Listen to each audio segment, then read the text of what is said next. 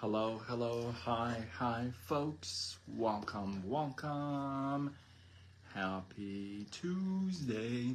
In hopes that you squeezed more out of your day than the day squeezed out of you. I am Sean Azimi with SideGigSean.com, where I help you look, start, and grow your side business. Welcome. Jenny, how are you? Oh man, hopefully it's not too late. Hopefully we'll be done soon. This is a good one and it'll be quick. So I titled this one of the key secrets to a long-lasting, healthy relationship. And gosh, there are so many different things that can contribute to a long-lasting, happy relationship. And if everyone put their heads together, we all could come up with a pretty decent list, I'm pretty sure. And most of us would probably overlap even. But Andrea, what's going on? What? Really? Thank you. Thank you. Thank you. Because you already know I cut it myself. So thank you. So I'm going to tell you a little story. Now the story is in third party, but I'm going to say it like it's my story, but it is not my story.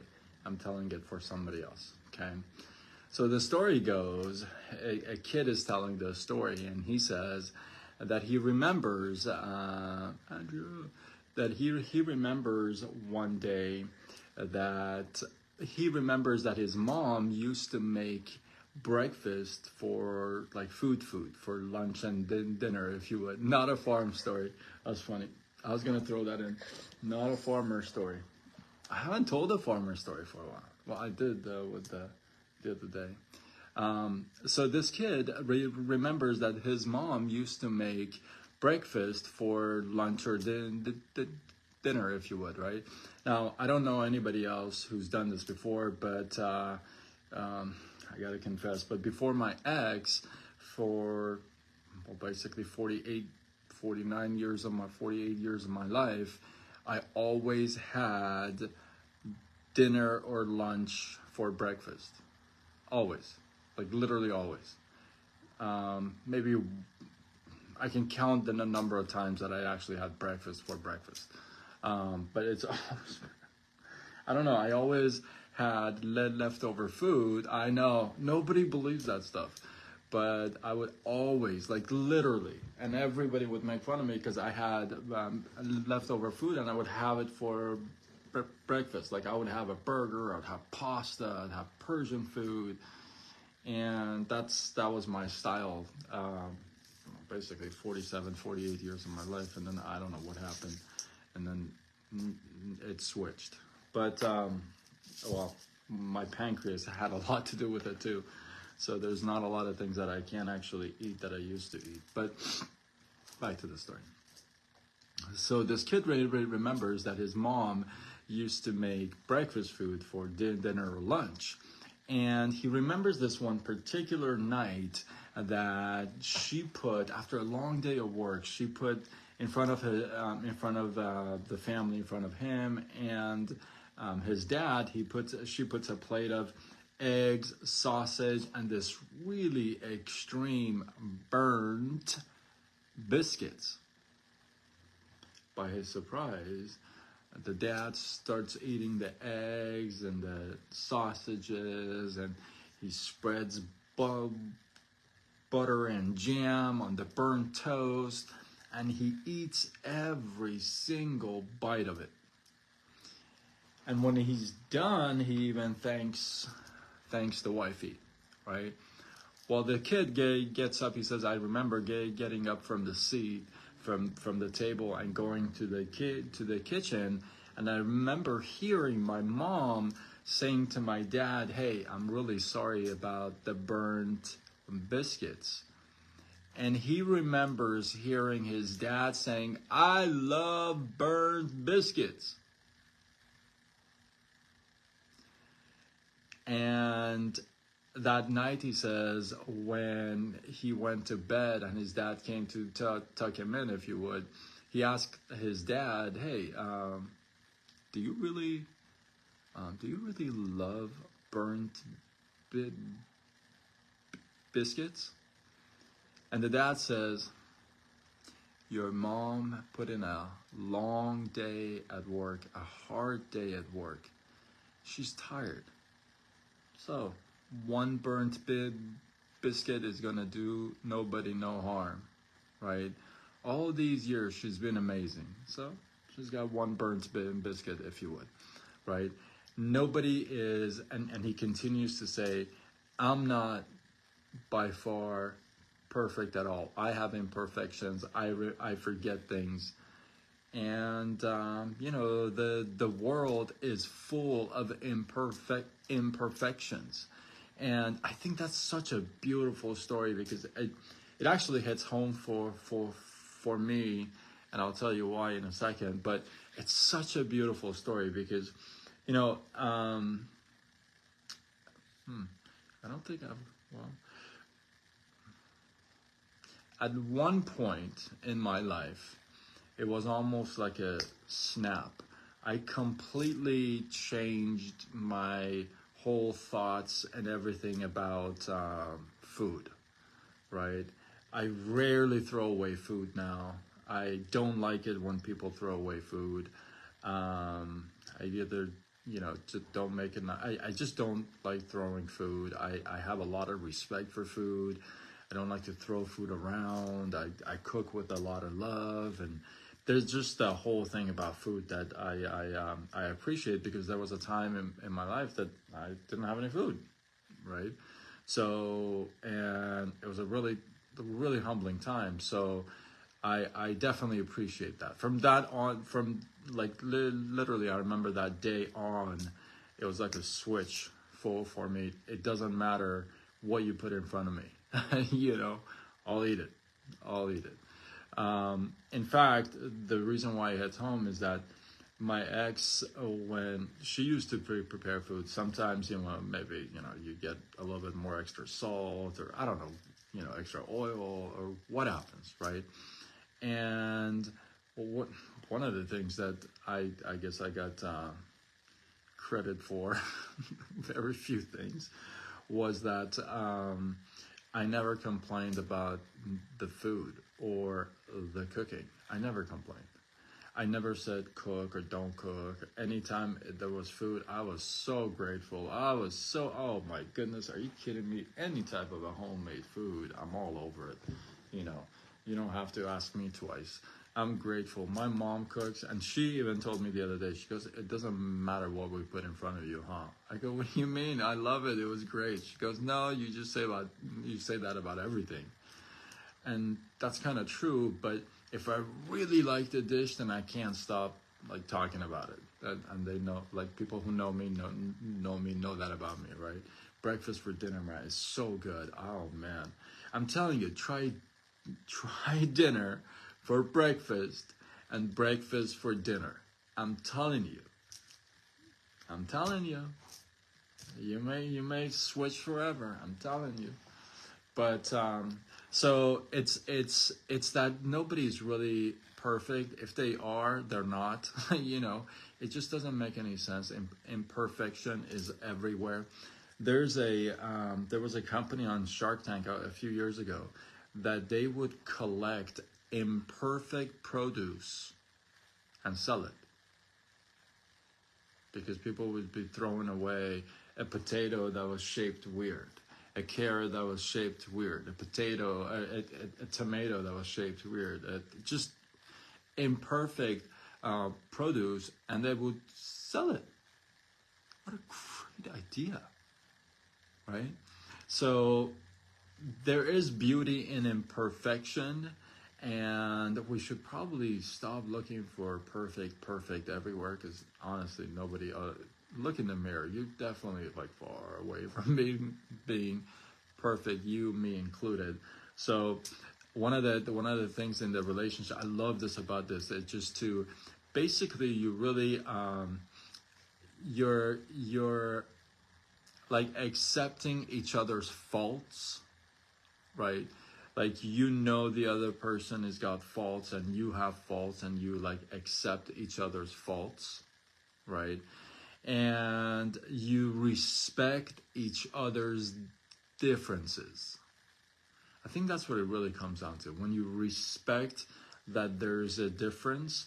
Now, I've said, I keep going to this because it's so important. Hello, June. How are you? Welcome, welcome. Hopefully you wrap around, watch the replay, because I'm about to wrap this up. I think that's what it comes down to, because as long as you understand there's a difference between the two, and I'll come back to this. I say this all the time. This is my go-to principle, if you would. As long as your MVPs are in line, then that you understand that, hey, there is a difference between, oh, thank you for the stars. You can understand there's the differences between the two, and there's faults that each of you guys have, and it's understood and respected. That's like it's like, first you gotta know it's there, and then second is that you accept and respect them. As long as they're line up, with your MVPs, I believe that understanding between the two is really, really powerful. Especially guys. I'm gonna tell the guys. But if the guys, if you got a wife, a girlfriend, whomever makes you food or anything, come on, always be nice about it. Always be nice about it, and be grateful about it, and thank for it. I picture my mom all the time, right? She's 83 years old, a little hard to walk now with her knee. Brad, what's up? And when she goes to the kitchen, she's a little slower. Sometimes she forgets a couple things, ingredients maybe, very rarely, but her cooking is just like amazing, right? But like, I always picture her, like, yeah, sometimes, the food may be a little extra salty or this or that, but I imagine all these years that she's made all these meals that have been like amazing, right? You can't forget all of that and then stick to the imperfection, right? So I ask you not to do that. I ask you to, I'm patching your mom. Yeah, she's that's fun. That's a good one. I like that. Yeah. So she's so I always think about that. So anything food wise, I'm very sensitive to. I'll tell you this quick story. I'll give it to you very quickly.